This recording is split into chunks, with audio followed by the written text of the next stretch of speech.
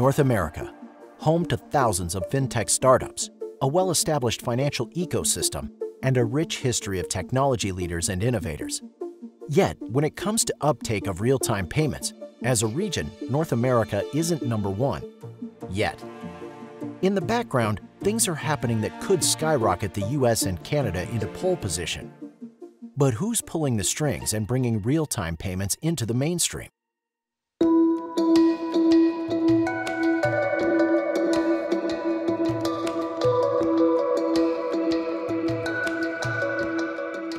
You might expect North America, with two of the most advanced economies in the world, to lead the way in financial innovations like real-time payments. Yet, the reality is not so clear-cut. Key players across Canada and the US are establishing the foundation for true instant payments infrastructure. But compared to other parts of the world, the continent has some catching up to do. North America is the smallest and least penetrated real-time payments market in our analysis. Only 3.9 billion transactions on real-time payments in the entire region, but it is the second highest growth region, with an expected compound annual growth rate of 27.3% from 2022 to 2027 after FedNow launches in 2023 in the US. Currently, Canada doesn't have a true real-time payment network. While the USA has the clearinghouse RTP system, both countries utilize services and schemes such as Zelle, a US-based digital payments network, or Canada's e-transfer offering that replicates many of the benefits and functionality that other instant payment schemes offer. Not quite real-time payments in the traditional sense, but yes, we do have email money transfer. We've had email money transfer for 10 years now, but real-time payments, that's the true definition of it anyway, is coming online in 2024. For North America, much of the focus is currently on the infrastructure required to successfully launch and maintain a government-led real-time payment system.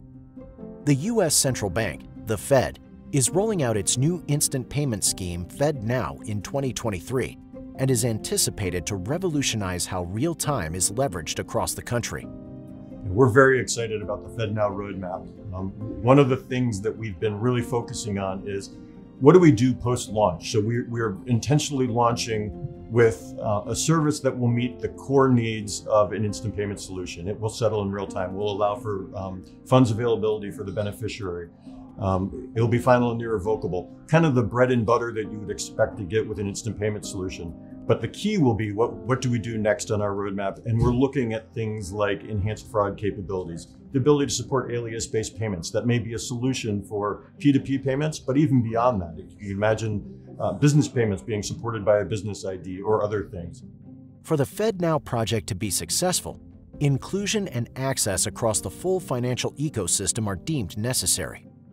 I think what's going to signify success in the real-time payment space is going to be when we as a country can provide instant payments to all of our consumers and all the businesses in the country such that anyone can pay anyone else.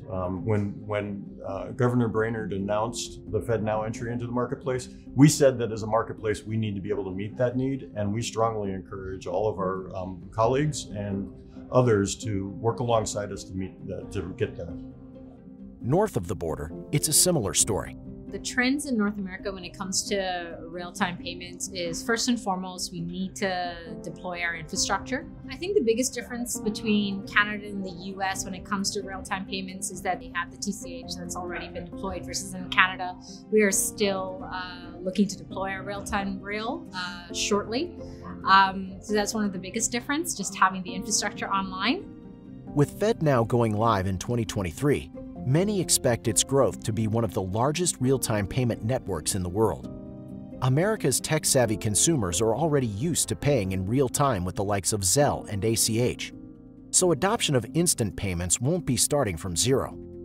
Immediate payments have been well enabled already. Consumers are enabled by their mobile devices, they're being offered services by their institutions, so they've adapted to those services readily. The next wave of growth will come from corporate payments, and the banks that move into their corporate world will see an enormous increase in transaction volume and in overall transaction value. For North America, laying the foundation for true real-time payments infrastructure is just the start. As the continent continues to modernize its infrastructure, Banks and fintechs are monetizing the rails by developing more advanced use cases and value-added services. What's going to be key for adoption for real-time payments, whether it's in Canada or anywhere globally, it's the value-added services that sit on top of the rail. So this could come in the form of fraud management and reduction, right? We want to be able to securely send money that is irrevocable on the real-time network, knowing that it's going to get to its destination safely.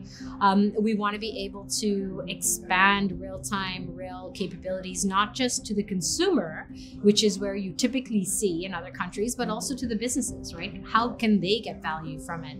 So I think the things that are really going to drive adoption in the instant payment space will be the use cases that get lit up and drive and demonstrate the capabilities that the service can offer, right? So if we can find a use case that can act as a lighthouse that others will see, and then they'll follow suit and be able to see a clear demonstration of the benefits of instant payments, and then they'll want to join.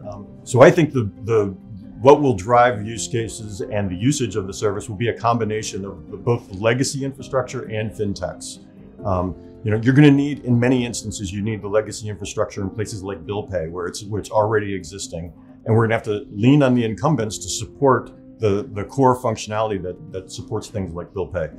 But as we all know, as we all experience daily in our lives, the fintechs are adding that layer of utility and capability that will make it that much easier for consumers and businesses to support the adoption and the seamless use of instant payments over time. As safe and reliable immediate payments become the norm for consumers, it's anticipated that demand for a similar level of service in the corporate space will also increase. Savvy financial institutions will be looking to identify the needs of corporate clients and build services to help them. Adoption will grow and transaction volumes will increase, services will get adopted, the more that the financial institutions provide services to their consumers. As they add in overlay services, as they add additional capabilities, people will start using them more and more because that's where they'll find utility. So if we're talking about corporates, for example, when we say business in that sense, absolutely, they're going to see a lot of value. Imagine being able to pay your employees real time. They finish their shift, they finish their work, you can deposit their funds into their account. Imagine being able to access capital in real time. You apply for a loan and the banks and even non-banks, frankly, are able to adjudicate and disperse that loan into your account in real time. The US and Canadian economies are closely entwined, so it's only natural that cross-border is in the cards too, not just across the land border, but potentially further afield. We do expect, once the infrastructure goes online, for us to be able to send cross-border real-time payments between Canada, the US, the EBA, so overseas. We're definitely having conversations to understand what that looks like, and it does help when the infrastructure is common between the geographies that I've mentioned. So yes, cross-border is definitely going to be one of the next things that we see come on the horizon. While the concept of instant payments is already well established in North America, the implementation and modernization of true real-time rails across the region will quickly strengthen momentum. Real-time payments means, for me, the fact that we are able to improve the livelihood of Canadians, Canadian businesses, consumers. This may sound very cliche, but honestly, we do need to improve the financial services in Canada. We tolerate a lot of inefficiencies, and I think real-time payments and the technology companies, the paytechs, the fintechs that surround them will help bring that positive change to the country. So it means a lot to me.